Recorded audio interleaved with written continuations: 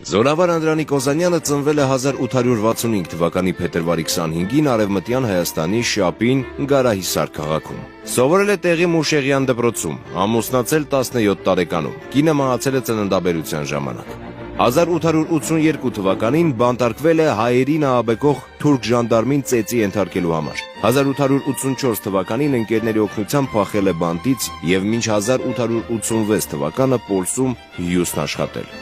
1892 թվականին ձերբակալվել է Պոլսի հայատյաց ոստիկանապետի սպանությանը մասնակցելու համար։ Կրկին փախել բանտից։ Գործել է հրայր դժոխքի աղբյուր Սերոփի խմբերում։ Վերջինիս զոհվելուց հետո 1899 թվականին ղեկավարել է հայդուկային խմբերը։ Կազմակերպել է Սերոփին սպանող Բշարե Խալիլից վրիժառությունը։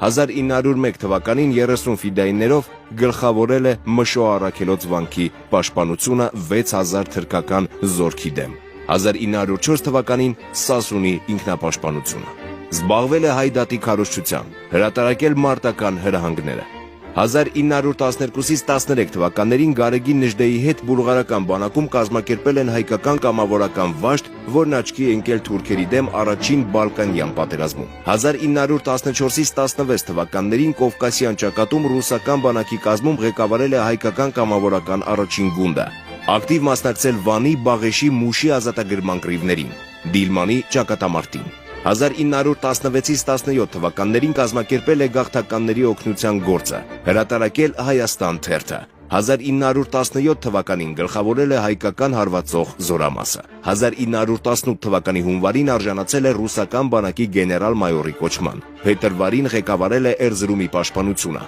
ապա կազմակերպել տասնյակ հազարավոր գաղթականների անվտանգ տեղափոխումը Արևելյան Հայաստան։ Ղարաքիլիսայի ճակատամարտի ժամանակ Հովհաննես Թումանյանի հետ պաշտպանել է մոտ 30,000 գաղթականի։ 1918-ից 19 թվականներին Նախիջևանում և Զանգեզուրում թուրքական գերակշիռ զորքերի դեմ հաղթական կռիվներում պաշտպանել է հայության շահերը։ 1922 թվականին ամուսնացել է, քավորը Պողոսն ու բալն էր։ Սփյուռքում շարունակել է հայրենանվեր գործունեությունը։ Մահացել է 1927 թվականի օգոստոսի 31-ին Կալիֆոռնիայի Ռիչարդսոն Սփրինգս քաղաքում։ 1928 թվականին հուղարկավորվել է Փարիզի Պեր Լաշեզ գերեզմանատանը։ 2000 թվականին հայրենադարձվել է Եռաբլուր զինվորական պանթեոն։ Պարգևատրվել է ռուսական, բուլղարական, հունական, ֆրանսիական շքանշաններով և մեդալներով։ Անդրանիկի անունով են կոչվում հրապարակներ, փողոցներ, դպրոցներ, մետրոյի կայարան, տեղադրված են արձաններ, նվիրված են երգեր,